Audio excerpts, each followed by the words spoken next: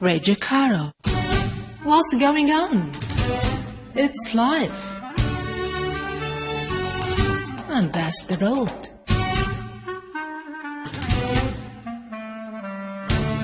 Live on the road.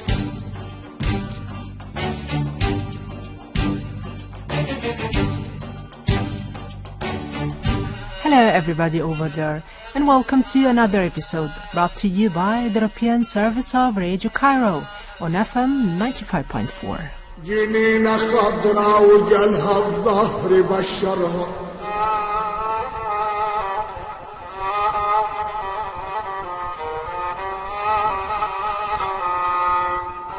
Today we are concerned with the Holy Family's journey to Egypt. العذراء نايمة وجالها ملاك الرب بشرها. Acting Dean for the College of Archaeology and Cultural Heritage, Dr. Hanna, is going to tell us the story of the journey. العذراء نايمة وجالها ملاك الرب بشرها. قال لها مريم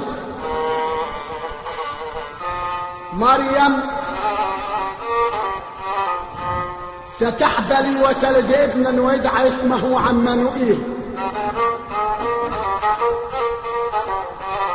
وتدعى الرئاسة على كتفيه.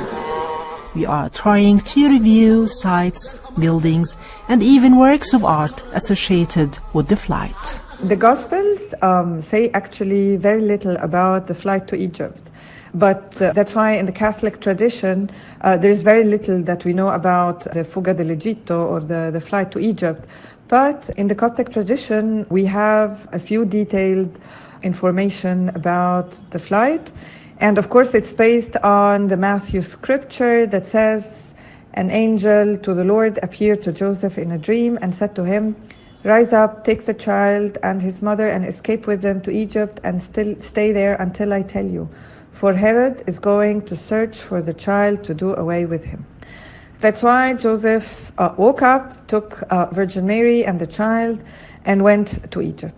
يا مريم يا مريم يا مريم يا مريم يا مريم يا مريم يا شريفة يا تقية يا نظيفة يا مريم يا مريم. The flight of the Holy Family into Egypt is mentioned only briefly in our episode. That's why we must look to the Coptic tradition for other information about their journey. The extensive Coptic tradition on the flight of the Holy Family is based exclusively on dreams and visions.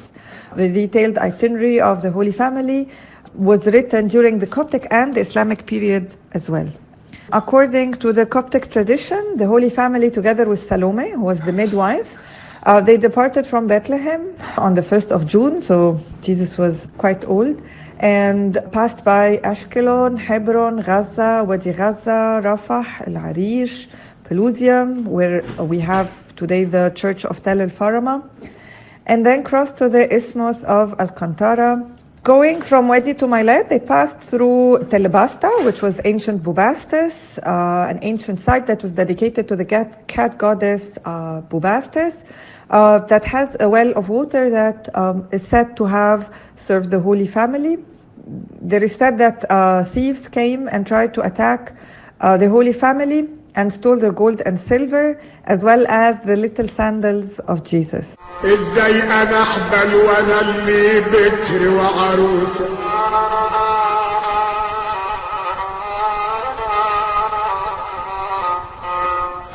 وعرضي زي الحبوب اللي ما يدخلوش سوسه يا من اكتشف عرضها وهي بكر وعروسه. Although the Coptic tradition is based on written accounts, physical sites that have been associated with the Holy Family also play an important role in supplying further details. In Belbais, the Holy Family met a funeral procession, and Jesus had compassion for the mourner, so he raised the dead man to life. Then they crossed in Samanud towards the Damietta branch of the Nile and continued their journey to Heliopolis or ancient Yuno, or Ain Shams today. They halted at the present village of El Matariya, and tradition has it that Jesus planted a tree from the little pieces of Joseph's staff and dug a well with his hands. And this rest place is marked until today by a huge sycamore tree that was planted, it's very old, that was planted centuries ago. A short stretch further south, the Holy Family then sojourned 6 months at the site of a well, which later became known as Deir al-Muharraq, or the Monastery of the Holy Virgin, where later the first church in Egypt was built. According to most traditions, this was the southernmost place visited by the Holy Family. And some other people, a local place in Doronka, and the monastery of Doronka, say no, 10 kilometers more south, very close to the mountain of Establa Antar actually is the place, but it's quite debated. At the site of Deir al-Muharraq, the angel of the Lord then appeared to Joseph in the dream and asked him to return back to Israel. And then the path the Holy Family took back to Palestine was mostly the same they had come. And in Old Cairo, the Holy Family lodged in a cave situated beneath what we know today is the Church of the Saints Sergius and Bacchus, very close to the Hanging Church. Further stations on their journey were Musturud, which continues to be a pilgrim site, west of Matariya, and Tel el-Yahudiya in the eastern delta. Finally, the Holy Family settled in Nazareth, and this was to fulfill the words spoken through the prophets, he shall be called a Nazarene. لما ظهر فيها الحمل وجت تولد المسيح، اتولد في مزود بقر، بس اتولد في المكان ده عشان يعلم الناس المتكبرين التواضع. اول ما اتولد المسيح ظهر نجم في السماء، راحوا المجوس لما ظهر النجم يودوا هدايا للمسيح لبان وذهب ومر، ده يشير للثلاث أقانيم باسم الآب والابن والروح القدس الله واحد أمين. The rich heritage of Coptic painting, in particular the production of icons, is also an integral part of the network of belief and ritual practice shaped by the Coptic tradition of the Holy Family's journey in Egypt. From Matariya, the Holy Family went to Church of the Holy Virgin that's now in Harat Zuela in Cairo. They continued their way to the fortress of Babylon, then to Maadi, and then they stayed in one of the synagogues on the banks of the Nile, which is today the site of the Church of the Holy Virgin, the one that has the 3 cupolas, and it is also said that a Bible was found in the water there on the page opened, "Out of Egypt I called my son." And many pilgrims still go to that church until today. And according to the Coptic and the Muslim traditions, the next stations on their journey were Al-Bahnasa in north of Minya, where 9-month-old Jesus taught in a school, and Sinapolis. Passing by Gabal al-Tir, Jesus extended his hand to prevent a rock from falling on the boat. In Hermopolis Magda, modern Al-Ashmonain, which is in the south of Minya, and today north of Asyut, the Dairut al-Sharif, Jesus made innumerable miracles like healing the sick, casting out devils, and so on. When the Holy Family then entered Al-Qusayya, which is also in modern Asyut, the idols of the local temple fell to the ground and were shattered into pieces. Thereupon, the priests of the idols pursued the Holy Family with rods and axes, and it is said that Jesus had cursed the town of Al-Qusayya. The next night, the Holy Family spent in a nearby mountain, where once again they were robbed by 2 thieves who followed them from Bubastis. And these 2 thieves actually have a very nice story. When the Holy Virgin, who had been stripped of her garments and even her veil, was lamenting and weeping for what happened to them, the 2 thieves actually took some compassion on them and returned some of the part of the loot to the Holy Family. And thereupon Jesus said to his mother, "O Mary, the Jews will crucify me in Jerusalem. And these 2 thieves will be crucified. One to my right, the Egyptian will be crucified to my right hand, and one of them was Jewish, and the Jew will be crucified on my left side." And the thief who has returned our garments or part of the loot will believe in me on the cross.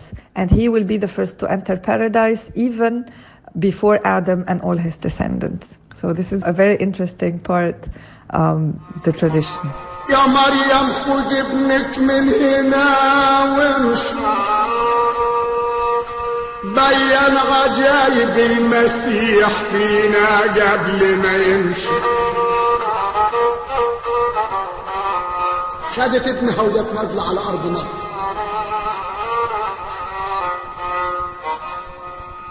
ادي سبب ما اتعمل مذبح في نص المسافه في الدير المحرم. The visual culture of the Holy Family's stay in Egypt has been in the making for almost 2,000 years.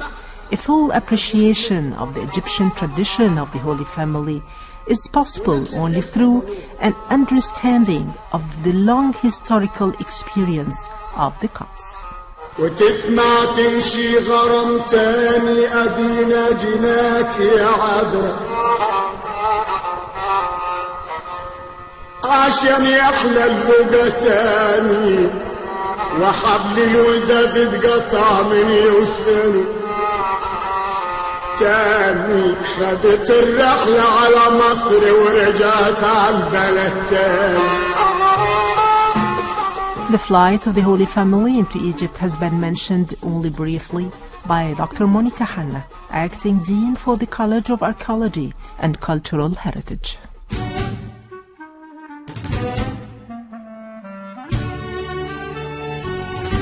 Life on the Road with محمد خالد منى حسني.